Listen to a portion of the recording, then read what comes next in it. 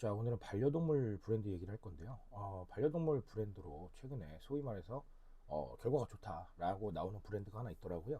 이 얘기 한번 알아보면서 의미하는 바 간단하게 정리해 보도록 하겠습니다. 바로 들어가 보시죠. 자, 깨끗한 나라의 반려동물 브랜드인 포포몽이라는 브랜드 알고 계실 겁니다. 아마 다이소 가서 보셨을 거예요. 저도 많이 본 브랜드인데요. 이 브랜드가 2025년에 상당히 좀 의미 있는 성과를 거뒀고 2026년에도 그런 의미 있는 성과를 바탕으로 앞으로 나아가고자 하는 전략을 취하고 있더라고요. 그래서 보시면 뭐 모래도 있고요. 그리고 또 이 티슈 종류도 있고 그다음에 패드 종류도 있고 이런 식으로 여러 가지 제품을 내놨는데 앞서 말씀드린 대로 다이소에 가시면 만나실 수가 있습니다. 자, 2025년의 매출이 전년 대비해서 256% 정도 증가를 했다라는 겁니다. 이거 굉장히 크게 증가를 한 겁니다.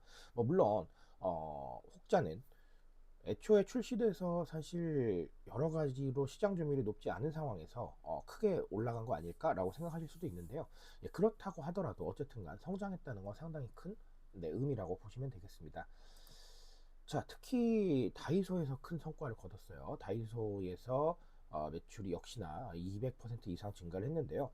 역시 다이소라고 하면 우리 합리적 가격이 가장 기초적이죠. 여기에다가 이제 실용적인 라인업들, 앞서 말씀드린 대로 뭐 모래, 패드, 아니면 티슈 이런 식으로 실용성 있는 라인업들이 좀 있으니까 이런 것들이 좀 잘 통하지 않았겠느냐라는 판단이 내부적으로 있었다고 합니다.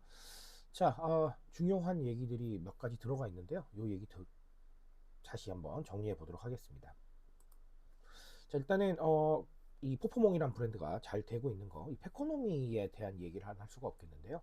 페코노미는 펫과 이코노미의 합성어죠. 그래서 반려동물과 연관되어 있는 이런 소비나 아니면 행동들을 얘기를 합니다. 우리 페팸족이라고 얘기를 하시죠. 반려동물 키우시는 이런 분들 얘기를 하는데 이 페팸족이나 페코노미 관련 산업들이 굉장히 크게 성장하고 있다는 건 이미 알고 계실 거예요. 전 세계적인 규모로 봐도 매우 큰 상황이 되어 있고요. 이제는 하나의 산업 형태로 봐도 될 정도로 굉장히 시장 규모가 커졌습니다.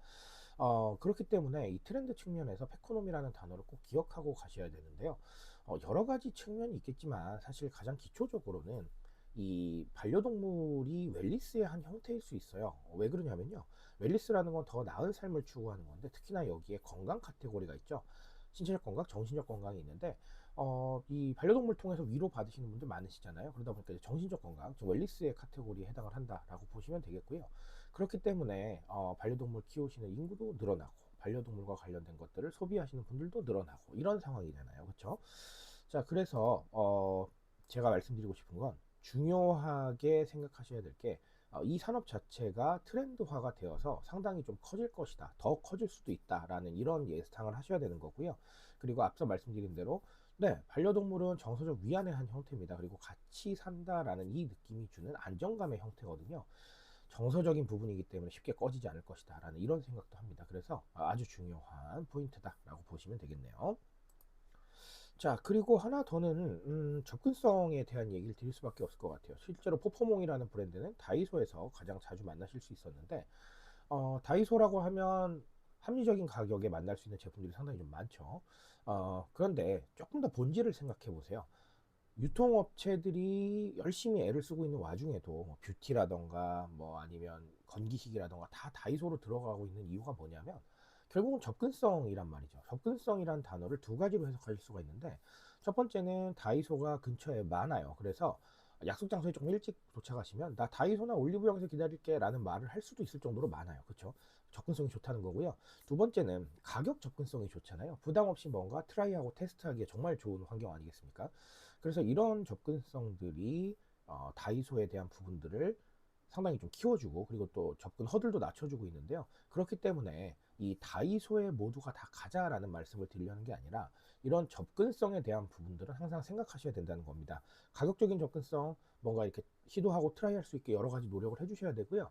그리고 채널들도 마찬가지지만 뉴미디어 채널도 우리가 접근성 좋은 채널들이 있어야겠지만 사람들이 가장 빨리 접하고 검색해서 살 수 있는 통로를 언제든지 개척해 놓으셔야 된다는 거 아주 중요한 메시지로 받아들여 주셨으면 좋겠습니다. 자, 오늘 포포몽 얘기로 두 가지 정리 드렸고요. 짧고 작은 사례지만 의미하는 바가 꽤 큰 것 같아요. 이 얘기 통해서 좀 더 생각하실 부분 뭐가 있을지 한번 짚어보고 넘어가시면 좋겠습니다. 자, 오늘 여기까지 말씀드리고요. 저는 조금 더 좋은 얘기로 돌아오도록 하겠습니다.